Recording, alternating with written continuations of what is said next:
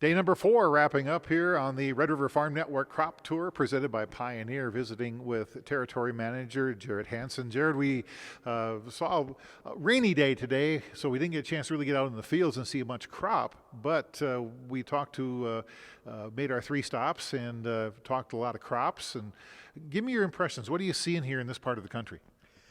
Yeah, Randy, I think it was a pretty consistent message today from all 3 agencies that we visited with. The crops are better than we expected. The genetics have utilized the moisture that we were given throughout the season to put some bushels in the hopper. Enlist is here to stay. Everyone is making the transition, 80 to 90% from the 3 reps we talked to today. Very user-friendly technology, makes good neighbors out of everyone, and no doubt that the Pioneer A Series are leaders out in the field. So Enlist is here. On the corn side, man, the corn crop is just phenomenal all the way around. Water usage was excellent. I think we're going to have a great harvest this year. Really excited about a couple of particular hybrids that fit this geography. Our 82-288 on the early side, our new 86-day on the late side. Once again, Pioneer genetics just coming to the be leaders out in the field.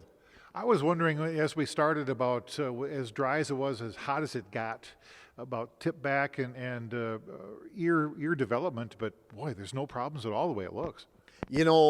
I think everyone is surprised at how well the corn crop is finishing. 90% of the cobs are filled right to the end. The tip back can be a little bit genetic, but it's definitely environmental, and I think everyone is really surprised and happy with what they're seeing out in the field. So I think Pioneer is going to put bushels in the hopper again. It says a lot for the focus on the genetics. It is, and we are bringing new stuff to the table all the time. I mentioned Enlist in soybeans, and our Power Core Enlist trait in corn is coming to the market in the next couple of years, so there's something new for growers to be looking for, and we're really excited about being able to bring new solutions to our customers. Sure. And what we've seen too, I'm guessing we saw decent crops, but there are some trouble spots.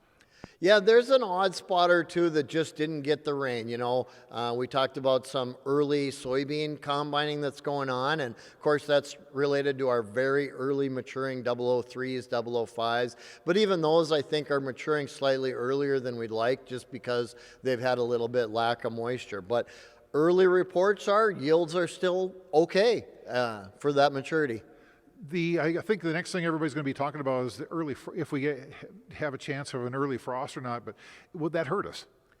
I think most of the corn is going to make it. Like Kent was saying, he's seen black layering already. Ross mentioned seeing a lot of denting going on in his geography. If we can get a couple more weeks without a major frost here, I think we're going to be in excellent shape. And the canola is starting to ripen up. The Pioneer hybrids are standing strong. See no reason for to be any issues with harvest, and just encourage everyone, whether it's canola or corn, to not delay harvest.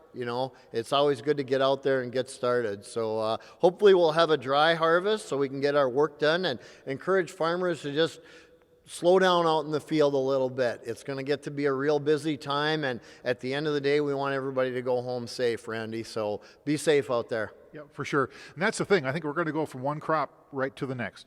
Absolutely. The next 60, 70 days till freeze up here, it's going to be very busy, throttled down, a lot of work getting done. So we just want everybody to take a step back, take a breath, and make sure everybody gets home safe at night.